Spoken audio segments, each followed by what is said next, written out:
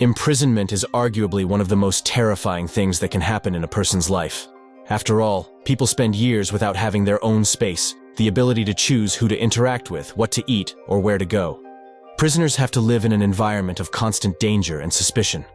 Love and close human relationships are practically inaccessible, and family and friends are far away. It's one thing to serve a short sentence, but it's entirely different to serve 68 years. With such a term, one can easily go insane. Hello everyone, you're on the NSK SHOW channel, and today we're going to talk about people who have served insane sentences. Eddie Collins, 43 years.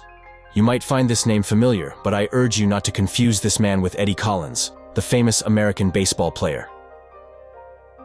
Today, we are talking about a man who was locked in a cage for a long 43 years. Eddie Collins served his term in a maximum security prison. During his time in prison, he said, "What I once did was a huge mistake, which I still regret to this day." When he was caught, he was a young 21-year-old guy living in Tucson, Arizona, USA. You might ask why his fate turned out this way. It's simple, actually. Eddie grew up in a troubled part of the city, where he got hooked on psychotropic substances, which he bought from his 17-year-old cousin. One day, during another financial transaction between the boys, a serious conflict occurred. Then Collins pulled out a gun, and at that moment his life changed forever. Otis Johnson, 44 years. Well, this man had to spend 44 years of his life behind bars. Otis Johnson was accused of armed assault on a law enforcement officer, for which he actually paid. Otis was only 25 years old when he was incarcerated. Moreover, he got in prison in the 70s, so by the end of his term, he had to integrate into a modern society of complex technologies. In 1998, he completely lost touch with his family. That's why he knows nothing about them and considers himself a loner in this world.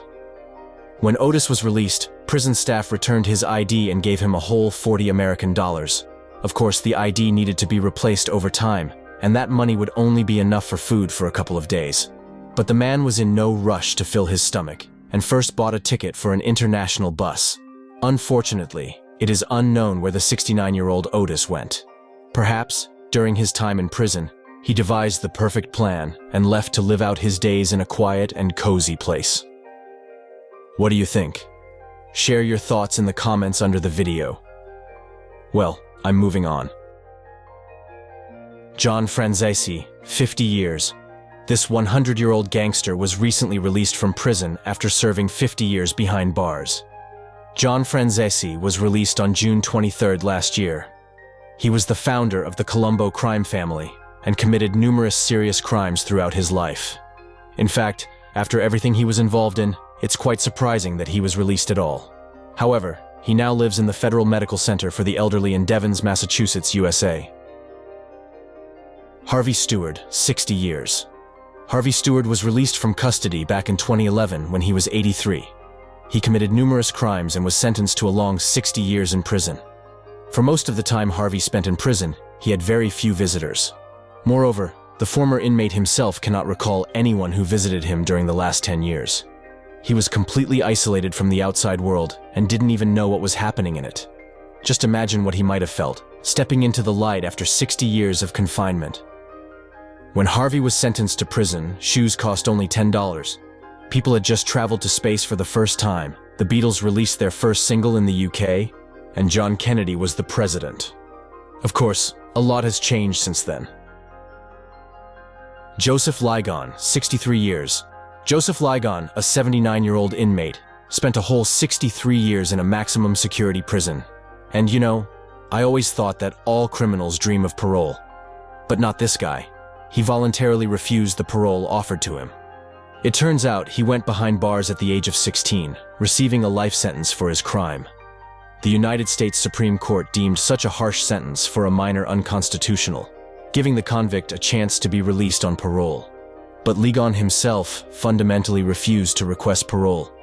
I think he did this because he cannot imagine his life outside the walls of the correctional facility.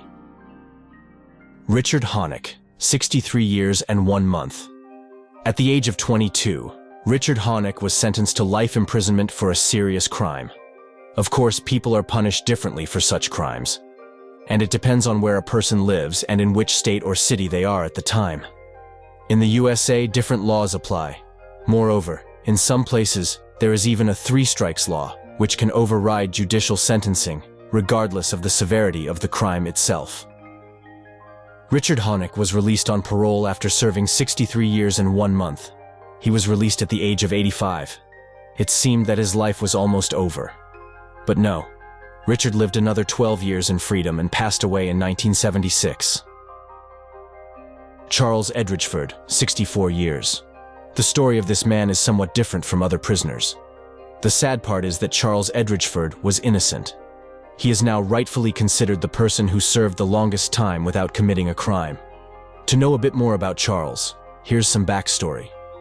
It all started in the early 1950s when he was just 20 years old. He was convicted of a crime he didn't commit, just being at the wrong place at the wrong time. Additionally, Charles was African American, and back then, black people had no rights. The man spent 64 long years behind bars. A simple mistake by someone else completely changed the life of an innocent man. Indeed, it is a very sad story. As you can understand, he was released as a very old man, so local authorities arranged for him to be taken care of in a senior care center. And by the way, I forgot to mention that Charles denied his involvement in the crime all along, and the prison system couldn't break him. He even told his lawyer, "I would never admit to something I didn't do, no matter how much they tried to punish me for it." And by the way, the state awarded him monetary compensation, sort of an apology for the mistake. But are those funds worth a ruined life? I don't think so. Howard Christensen, 64 years. Howard Christensen was sentenced to life imprisonment for committing a serious crime in 1937. He was just 16 when he went to prison. He committed his crime with a 17-year-old friend who was also caught and imprisoned. Unfortunately, his accomplice couldn't withstand the prison environment and rules and took his own life 6 years after receiving the life sentence. About 30 years later, Howard Christensen's case was reviewed, and his sentence was changed from life imprisonment to parole. As a result, he was released from prison in 2001 after serving 64 years. It seemed he could now spend time in freedom and enjoy life a little. However, sadly, Howard was destined to live only 2 more years. That was the end of his life story. Johnson Van Dyke Grisby, 66 years. Johnson Van Dyke Grisby was sentenced to 66 years in prison back in 1908. Over these long years, he was denied parole 33 times. Can you imagine?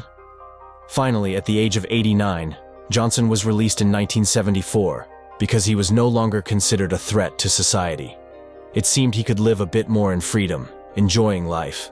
But no, Johnson Van Dyke Grisby voluntarily returned to prison because he found it difficult to find a job, and he had nowhere to live and nothing to live on. He spent another 2 years there until the end of his actual term, and at the age of 91, he finally left prison forever. Paul Geidel, 68 years. And at the end of my list today, I present to you the longest prison term in the United States, after which the inmate still managed to be released. Paul Geidel was sentenced to 68 years of imprisonment, serving his sentence in various prisons in New York State. And this man actually lived to see the day he was released. And let me tell you, this is extremely rare. At the end of his long term, Paul was paroled at the age of 86. But if we go back to the very beginning of the story, Paul was convicted of a second-degree crime in 1911 at the age of 17. When the time came to be released, the inmate essentially did not want to leave the prison walls. And it's not surprising, as this was the only life he knew. As a result, Paul was placed in a nursing home where he lived for about another 7 years after his release. At the age of 93, Paul passed away. And at the end, I'd like to add, please think 100 times before committing any act, as its consequences can be irreversible. If you liked the video, subscribe to the channel, and don't forget to like. And by the way, click on the bell icon to always stay up to date with new releases. Well, that's all for today. Thank you all for your attention, and goodbye.